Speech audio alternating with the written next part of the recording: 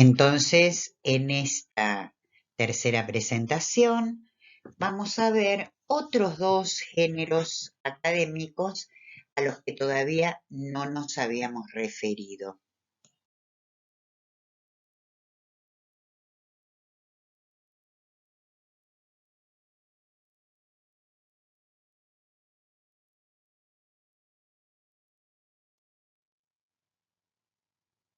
Se trata del artículo científico académico por una parte y del apunte de clase por la otra.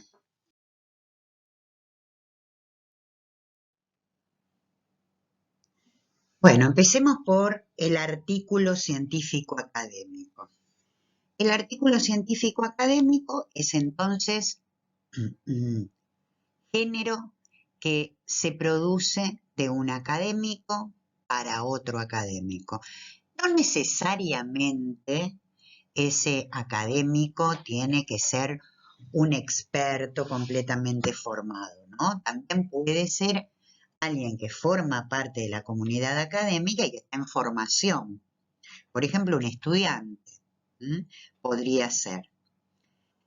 Ahora, es muy común que estos artículos, este género, el artículo científico académico, sea producido por un académico y presentado ante otros para dar cuenta del resultado de una investigación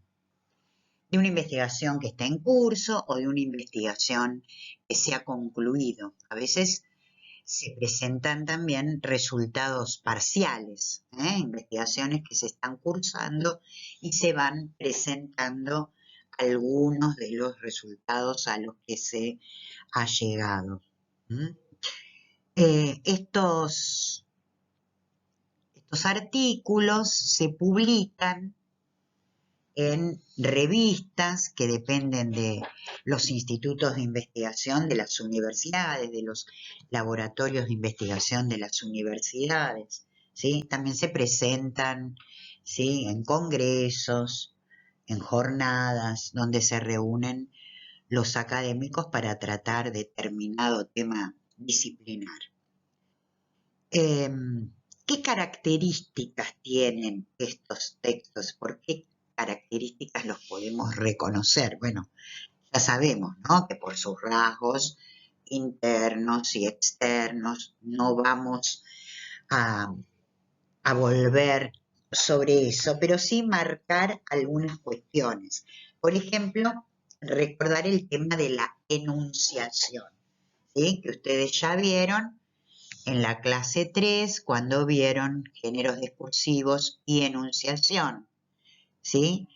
Y decíamos que los géneros académicos tienen una enunciación que es no marcada. Quiere decir, el sujeto de la enunciación no se presenta sino de un modo muy velado.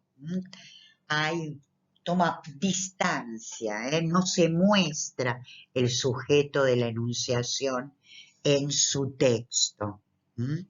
Y eso brinda un aire de objetividad, que es un requerimiento del género académico. Esa es una de las características.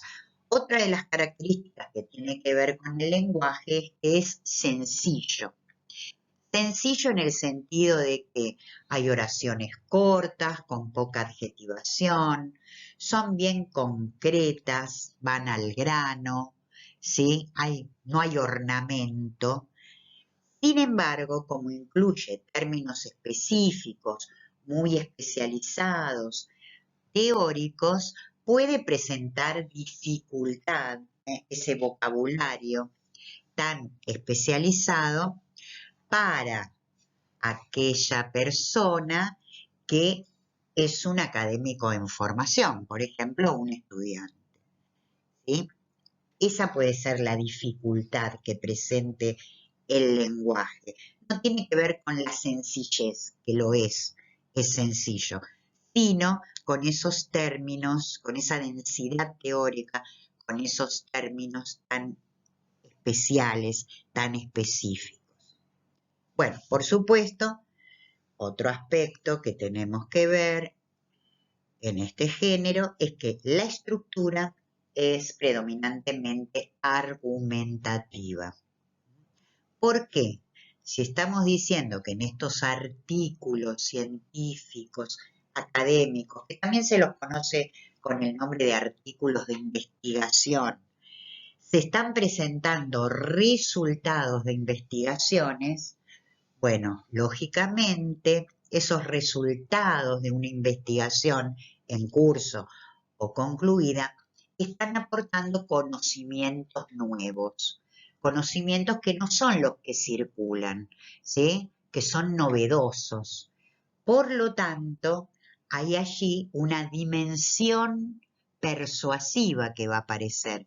Es necesario que se necesita, para decirlo mejor, ese enunciador académico que sus destinatarios, que son otros académicos, adhieran a esa postura novedosa que está presentando.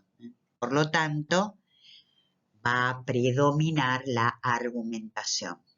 Por otro lado, al estar refiriéndose a pares, al estar hablándole, exponiéndole a pares, a otros académicos, a otros expertos, la explicación, aunque siempre hay una dimensión explicativa en cualquier texto, pero la explicación, la necesidad de utilizar estrategias de tipo explicativa es menor, ¿sí?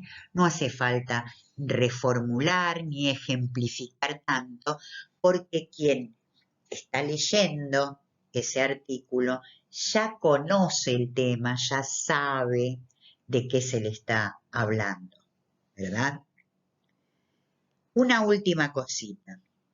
Ustedes van a tener que leer artículos de este tipo, científicos, académicos. Por eso los estamos dando, por eso estamos hablando de ellos. No van a tener que producirlos en el marco de este curso, pero sí leerlos y a partir de esa lectura producir otros textos, por ejemplo, un resumen o un informe descriptivo de los que ya vamos a hablar. Pero lo que van a leer no son artículos académicos completos, sino fragmentos, ¿sí? Artículos reducidos, porque los artículos científicos académicos suelen ser muy extensos, pueden tener hasta 30, 40 o 50 páginas. Ustedes van a leer artículos breves, ¿sí? Piensen que de alrededor de 700, 800 palabras, una carilla o un poco más. Van a ser entonces fragmentos de artículos científicos académicos, pero sepan que los artículos científicos académicos son mucho más extensos que estos que ustedes van a ver en el curso.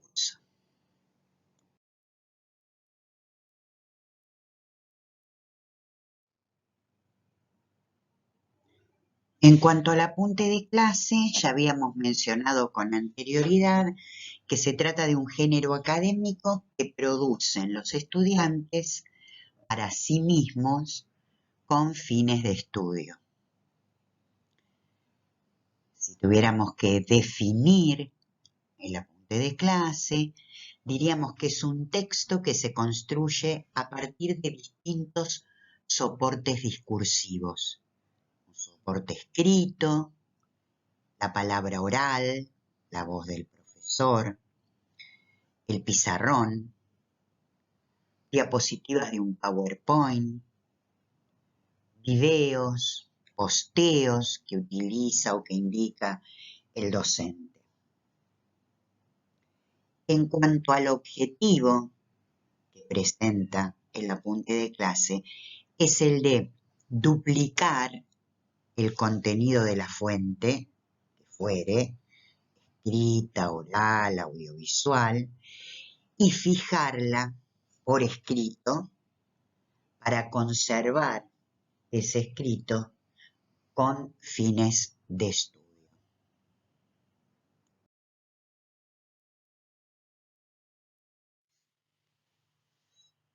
Este género, el apunte de clase, presenta algunas características particulares. La primera, la economía en el uso de los recursos. Es decir, utiliza un léxico muy austero, usa la síntesis, muchas abreviaturas, el texto puede aparecer fragmentado, ¿no? Hay fragmentación, hay enunciados inconclusos. Otra de las características es que la escritura es icónico-indicial. Esto se observa claramente si vemos el despliegue del apunte, que es a la vez verbal, porque hay una toma de notas, pero también es visual, hay imágenes, y es espacial. Hay señalamientos, llamados, enlaces, flechas que nos indican un uso particular del espacio de la hoja donde se toman los apuntes. Entonces, otra de las características es el uso de marcas gráficas, esas ilustraciones o esquemas o el modo gráfico de distribuir la información, por ejemplo, marcar cierta relevancia con recuadros, con subrayados, con colores, con cambios de letras, ¿sí? Y esas señales de las que hablábamos antes, flechas, asteriscos, que llaman la atención, distintos marcadores de órdenes que pueden ser números, que pueden ser viñetas, que pueden ser guiones, etc.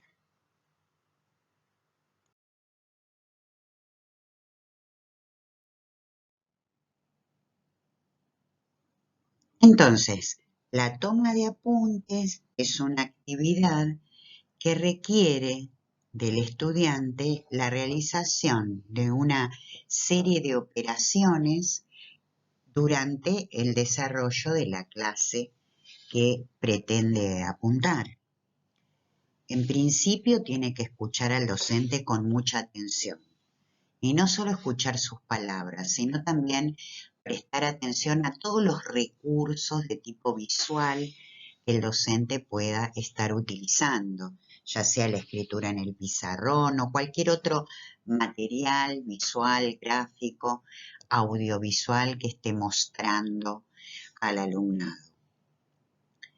Luego hay que comprender lo que el profesor está exponiendo, esa información, esos datos, esa explicación, exposición que está haciendo a los alumnos.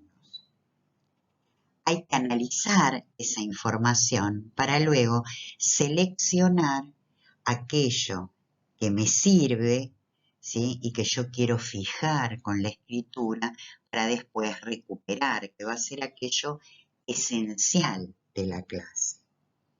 Entonces, en un apunte no se puede tomar nota de todo. Eso es lo que muchas veces los estudiantes que comienzan una carrera universitaria no están acostumbrados a hacer. Están acostumbrados muchas veces a que los profesores en la escuela secundaria dicten, ¿sí? Y aquí se van a encontrar con que el docente no dicta. El docente expone, explica, puede reformular, puede repetir cuando los estudiantes le preguntan por algo que no han llegado a entender, y en la medida que el docente expone su clase, el alumno o la alumna va tomando sus apuntes de diversa manera, porque es muy personal la toma de apuntes. Hay quienes van haciendo notas marginales en el manual, en el cuaderno, notas página, en un libro o en un cuaderno, o si están escuchando al docente, van haciendo esas notas en su cuaderno. Hay quienes subrayan con diferentes colores, hay quienes hacen distintos tipos de signos y abreviaturas que son de su propio conocimiento. Bueno, hay maneras muy diversas, ¿sí? Signos gráficos de distinto tipo, flechas, asteriscos. Cada estudiante hace un uso particular del espacio en la hoja donde está tomando ese apunte. Ahora bien, si un apunte está bien tomado, va a servir con fines de estudio. Va a servir, por ejemplo, para que a partir de ese apunte se pueda elaborar un resumen que después cualquier otro estudiante que no sea el que tomó el apunte pueda comprender. Por ejemplo, un estudiante que solicita la clase porque no estuvo presente, ¿no? Y bueno, si ese apunte está bien tomado, ahí va a estar lo esencial de la clase y va a servir muchísimo a los fines de estudio.